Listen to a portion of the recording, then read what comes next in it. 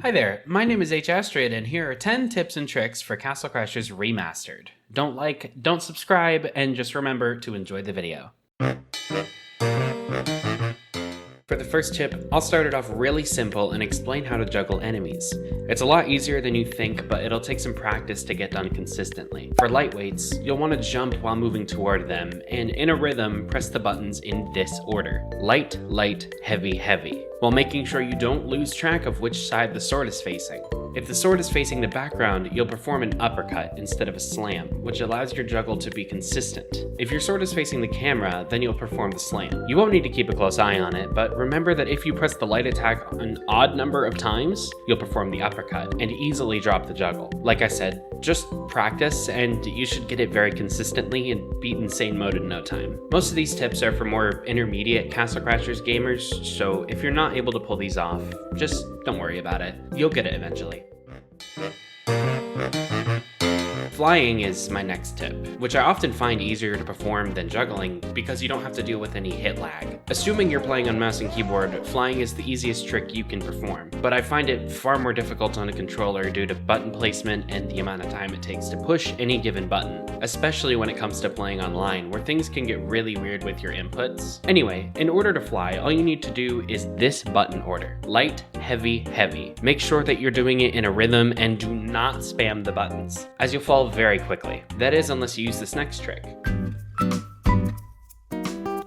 I don't really know if this trick has a name, so I'm just gonna call it Slowfalling from now on. This trick is most useful while flying, as it allows you to make mistakes in the air without losing all of your upward momentum. All you need to do is perform the spin attack. You learn it at level 2. It's made easier if you have your jump magic, however, so I'd probably wait to do all this around level 20. Anyway, on to the next trick. I'm sure most of you already know this one, but I've seen it go unnoticed due to a lack of exploration. You can get a free potion from this backpack-wearing gentleman just by talking to him at the start of the game. I believe there's an in-game check that looks at your potion count, and if you already have one in your inventory, he just won't give you one, and it'll end up spending that usage of his dialogue. So just keep that in mind. Experience in Castle Crashers works in a really interesting way. It's not based on which enemy you take out, nor is it how many of them, but it's actually how many times you hit a still living enemy. This actually puts your character in an interesting position, where doing less damage is actually more effective for leveling up, while dealing more will often result in fewer potential hits dealt, causing you to gain less experience. However, if you run a strength-only build, you'll end up with enough levels to fully max it out regardless, so do with that information what you will. Grinding experience can be a very time-consuming task, and can feel necessary if you're running insane mode, but there are far more effective methods than you're probably familiar with. Here are a couple farming methods you've probably never seen before. First, I want to show you the Hawkster method. This still works in the current patch, but requires you to have a pet from a future level. To start the exploit off, you'll want to take out every thief except one in this section of Thieves' Forest. Try to make sure you don't damage the still living one, as it could mess things up. Now, take the final one down this ledge and get him into this corner. This could take a while, and you might need to restart a few times to get the right thief, but just hold your shield in front of them and move toward them, as they're programmed to back up when you get too close. Okay, now that they're in this spot, wait for them to stop attacking you and jump toward them with a light attack. This should knock them onto the ground without sending them onto the ledge above. Now, once you hit the ground, quickly stomp on them using the heavy attack button, and they should be sent above the ledge on the right. If you've done it correctly, Hawkster should attack the thief forever while feeding it simultaneously. I'd explain in detail why this works, but just know that Hawkster gives you XP when they attack, creating an infinite loop of XP. This method can take upwards of like 9 hours to hit level 99, but it can be done indefinitely, so you can just set your game down while you do something else. And for the second exploit, you'll need the Boomerang, a character with at least 8 or 9 agility. This can be achieved with Lollipop and the Meowbird pet combined. All you need to do is walk to the right enough to aggro this specific antlion, then walk backwards right here on this cactus. Fully charge your Boomerang, and if you follow my exact movements closely, this should happen. Each tick of damage equates to a single XP point, which means you can use Giraffe to make this a about 10% faster. This is most optimally done in Insane Mode with 4 players, as it increases the Antlion's HP by a few thousand if I'm not mistaken. If you don't have the level unlocked, all you need is a character with the game completed, and you can just ask your friend who has the level in Insane Mode unlocked. This method is several times faster than the Hawkster method, but you have to do everything manually, and you can't just walk away from the game while it grinds automatically. So ultimately, you just need to pick your poison.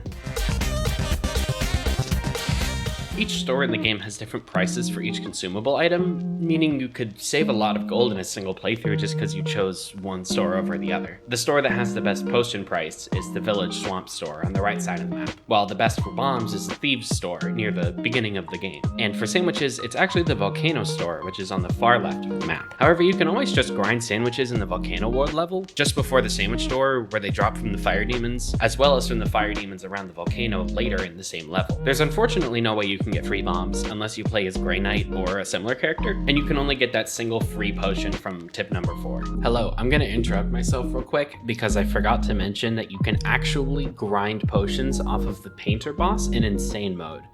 I realized this after recording Insane Mode with my editor Reggie. Just completely forgot to put it in, so before you say anything about that, that's what happened. But personally, I just buy all my consumables at the Volcano store as it's very easy to access and the prices aren't that much higher than other stores. In certain circumstances, you can actually get high-level weapons at the start of the game. This can only be done if your character starts with said weapon. Some examples are King, who starts with the King's Mace, which can only be equipped at level 20. The Brute, who starts with the dual-pronged sword, which can also only be equipped at level 20, and finally the Ninja, who starts with the Sai, which can only be equipped at level 15. The opposite effect can be achieved with the DLC characters, with the Lollipop, Emerald Sword, and the Hammer, which all boast better stat spreads than the game's initial starting weapons, and you can equip them just by owning the character, or if your friend gives you the weapon by using this next trick.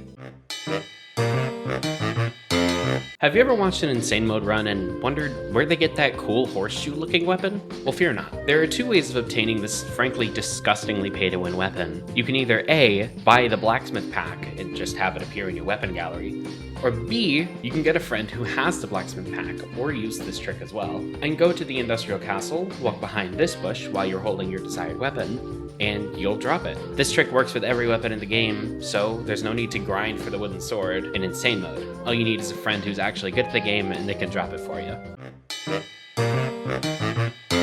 Have you ever wanted to show off useless knowledge to other Castle Crashers gamers? Well, this final tip is perfect for you. First, you'll want to enter this gate, and before doing anything else, simply turn around.